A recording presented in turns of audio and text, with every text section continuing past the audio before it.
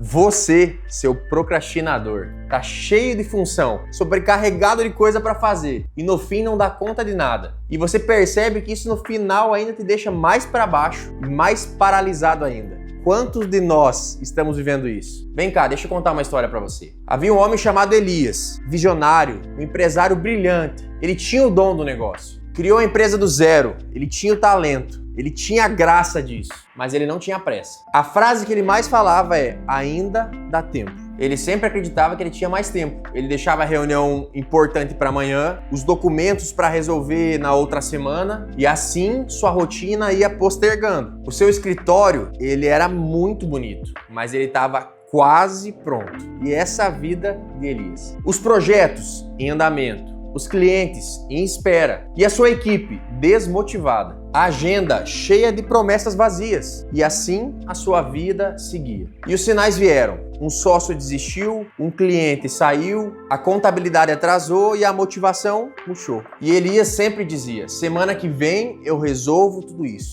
Só que a semana que vem ela nunca chegou. Os anos passaram, a empresa virou um silêncio, o nome ainda estava na fachada, mas por dentro só papéis velhos e uma pergunta no ar: o que teria acontecido se Elias tivesse começado enquanto havia tempo? A procrastinação, ela não mata de uma vez. Ela vai roubando tempo, drenando o ânimo e apagando a visão. O que tinha potencial vira ruína, não por falta de talento, mas por excesso de adiamento. Essa é a procrastinação. A procrastinação ela vem do latim da palavra procrastio, que significa pros, depois, cras, amanhã e tio, ação. Então é deixar para amanhã a minha ação. E é isso que nós estamos fazendo, procrastinando, deixando para amanhã algo que eu poderia fazer hoje, postergando as nossas situações. Nós postergamos em tudo. Segunda-feira eu começo a dieta. Já cansei de falar isso. Vou deixar a dor piorar para eu procurar o médico. Vou esperar o barulho do carro ficar mais forte ou dar mais problema para eu procurar o mecânico. Eu vou esperar entrar mais dinheiro para pagar esse boleto que eu não posso atrasar. Eu dou conta, eu vou estudar para a prova um dia antes dela. Ter aquela conversa difícil que você precisa ter com a sua esposa ou com seu namorado,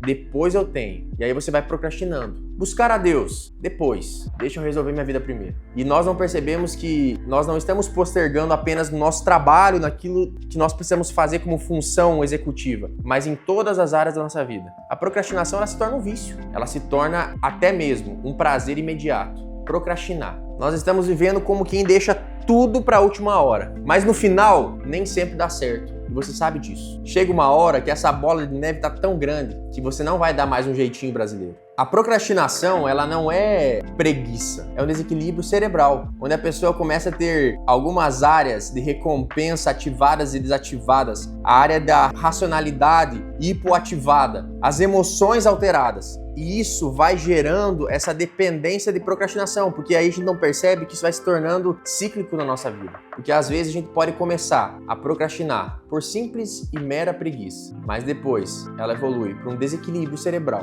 de disfunção de ativações e hipoativações e liberação de neurotransmissores. Às vezes nós começamos a procrastinar, como já falei, em alguma área específica, seja no estudo, e isso tem uma tendência e entrando nas outras áreas da nossa vida, porque é o que eu sempre falo, nós temos uma tendência natural de olhar para a nossa vida e acreditar que é um armário onde existem várias gavetas e onde eu consigo deixar uma gaveta arrumada e a outra desarrumada. Mas nós, como vida, somos um armário com uma gaveta só. E se existem várias pilhas de camisetas dobradas e apenas uma desarrumada, a primeira que eu vou olhar é desarrumada. Então a procrastinação é assim. Às vezes nós começamos a procrastinar, como eu falei, por preguiça, por falta de ânimo, alguma situação, mas isso vai aumentando a nossa culpa e a nossa ansiedade, levando a uma repercussão em todas as áreas da nossa vida. Até porque nós não podemos esquecer que nós somos formados por corpo, alma e espírito. Então a procrastinação, talvez o exercício físico que você tem que fazer, pode levar a uma procrastinação emocional de resolver algum problema da sua alma, que é emocional, levando a uma procrastinação da tua área espiritual. Talvez você procrastina para ter uma conversa com Deus, para ler a Bíblia ou para orar. Você percebe que está tudo interligado e é uma tendência natural de isso englobar todas as áreas da vida. A procrastinação, ela vai dominar você em todas as áreas. É claro, existem procrastinações que não são a origem do problema, mas são sintomas de uma patologia, como eu sempre trago. O TDAH ele tem uma tendência natural, já pelo seu desequilíbrio do sistema nervoso central, a procrastinar, porque a sua área de consciência, a sua área de recompensa está alterada.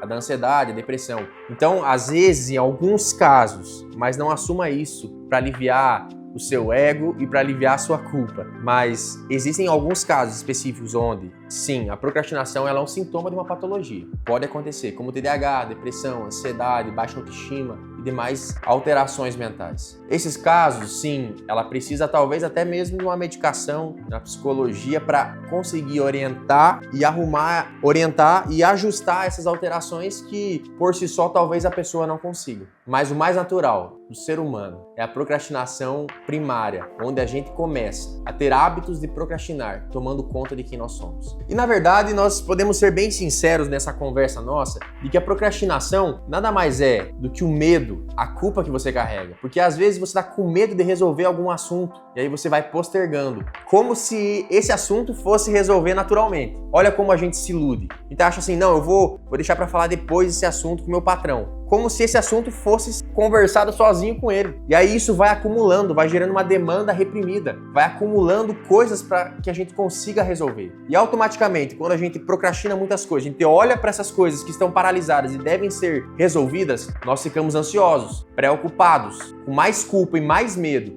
gerando ainda mais um desejo de procrastinar. E a procrastinação, a gente vai buscar um prazer imediato, uma busca rápida de dopamina, uma dopamina barata, como é muito falado hoje. Então nós vamos buscar um prazer rápido em vez de resolver aquilo que tem que ser resolvido, porque é necessário. E aí nós começamos a fazer coisas de qualquer jeito, ou apenas por fazer. E aí automaticamente a gente deixa de viver um propósito, para viver uma função, um serviço. E isso vai gerando essa bola de neve. E daqui a pouco você começa a perceber que a procrastinação começou a tirar o sentido da tua vida. Porque tudo que você faz apenas por obrigação. Você faz porque já não tem mais tempo, não tem mais saída. Quando dá tempo ainda? E aí tua vida vai perdendo sentido. Então a procrastinação pode ser sim a porta de entrada para algumas doenças. Diferente do que eu falei, que existem doenças que podem dar sintomas como procrastinação. Mas talvez a tua procrastinação, levando você a perder o sentido da tua vida, fazer as coisas de qualquer jeito, não por propósito, pode abrir sim portas para doenças mentais, como depressão, ansiedade, enfim. Então, na verdade, a procrastinação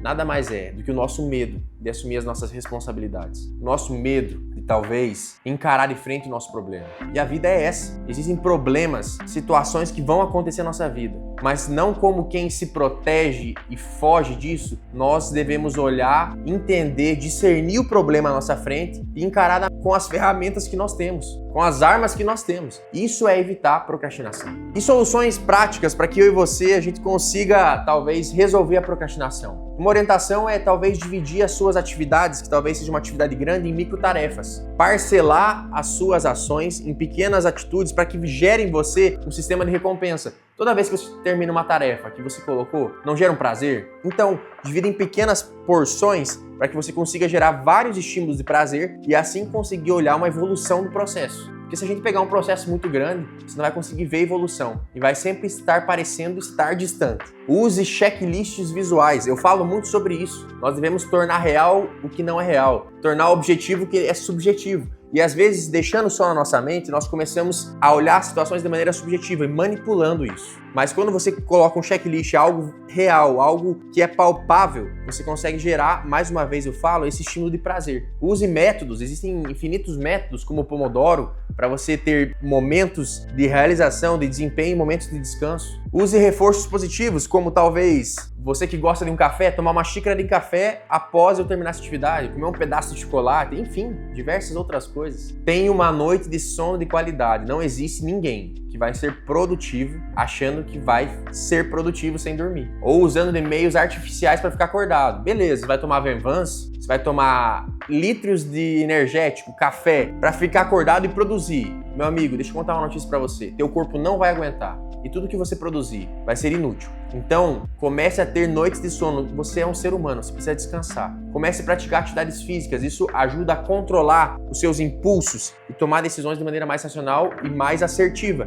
Porque por impulso, você quer resolver as coisas e acaba dando errado. E aí você fica mais ansioso. Então, faça atividade física, durma bem, diminua os estímulos externos. Hoje nós vivemos numa sociedade onde a procrastinação ela é muito facilitada por quê? Você já percebeu o quanto de estímulo que nós temos externo? Então, no momento que você dá uma bobeira, você está no Reels, você está mexendo no celular, você está resolvendo alguma coisa. Antigamente, vamos pensar comigo, antigamente quando uma pessoa ela procrastinava, ela entrava numa zona de tédio tão grande, esse tédio dela, que ela entendia que talvez era melhor resolver o problema dela do que ficar naquele tédio, naquela inércia. Mas hoje a nossa sociedade ela vive por super estímulos. O tempo todo nós temos estímulos. Então a procrastinação ela se tornou algo mais facilitado na nossa vida, no nosso meio. Então tenta diminuir, se você é uma pessoa que procrastina muito, tenta diminuir os estímulos externos. Vai para uma sala mais silenciosa, tenta deixar longe o celular, se você consegue ficar longe dele para resolver esse problema. Tenta desativar, colocar no modo avião, eu não sei. Tenta tirar aqueles estímulos que sempre roubam a tua atenção e acabam fazendo você procrastinar. Entenda a estação da tua vida. Esse é o grande problema. Hoje, numa sociedade de coach, onde as pessoas falam que você deve acordar às 5 da manhã, lavar a cara com água gelada, tomar um banho gelado, correr e fazer 1 milhão de coisas e ser milionário com 20 anos de idade. Nós estamos procrastinando porque nós estamos ansiosos querendo resolver tudo. Então entenda a estação da tua vida. Para você não procrastinar, você precisa entender em qual estação você está. Então se está numa estação que tem que estudar muito, você vai ter que renunciar a algumas coisas. Abrir mão de alguns momentos, de alguns estímulos, talvez de alguns encontros como você tinha antes. É a mesma coisa que uma pessoa que quer fazer o Ironman, que é uma atividade física de corrida, natação, bicicleta, que exige muito esforço físico. E ela não dorme direito porque ela tem que trabalhar muito, ela tem que estudar pela noite na faculdade e pela madrugada ela tem que fazer trabalho. E ainda ela acha que vai fazer o Ironman. Daí ela começa a acumular atividades e procrastinar as suas outras, como estudo e trabalho.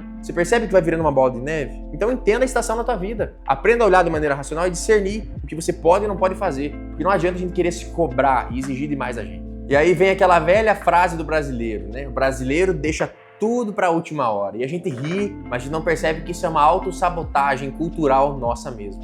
Nós estamos deixando tudo para a última hora e percebendo que nós estamos ficando para trás. Porque tem tanta virtude e qualidade na nossa cultura, do nosso povo, que deixa de ser expressada, de ser expresso, porque nós estamos procrastinando, deixando tudo para a última hora e achando bonito falar isso. Nós estamos romantizando essa limitação grave. Tome cuidado. Lá em Provérbios fala que o desejo do preguiçoso o mata, porque suas mãos recusam o trabalhar. Olha que sério isso. O desejo, o prazer momentâneo do nosso coração, a satisfação momentânea, que é aquilo que eu falei de dopamina barata, o prazer rápido, imediato, ele nos mata. Por quê? Porque impede as nossas mãos de trabalhar. A Bíblia fala. Isso é procrastinação. Então minha pergunta para você fica por que você está fazendo o que você está fazendo com a tua vida? Se você não descobrir o propósito, se você não for para um lugar de consciência, racionalidade e definir um objetivo da tua vida e aprender a dizer não e colocar limites nas coisas, você vai continuar sendo um procrastinador por medo de assumir a sua responsabilidade. Se você gosta desses vídeos, da nossa conversa bilateral, desse diálogo onde você tem vez e voz nessa conversa, segue esse canal, compartilha esse vídeo, comenta aqui para que chegue a mais pessoas, para que a gente continue falando sobre saúde emocional, espiritualidade, sociedade e muitos outros assuntos.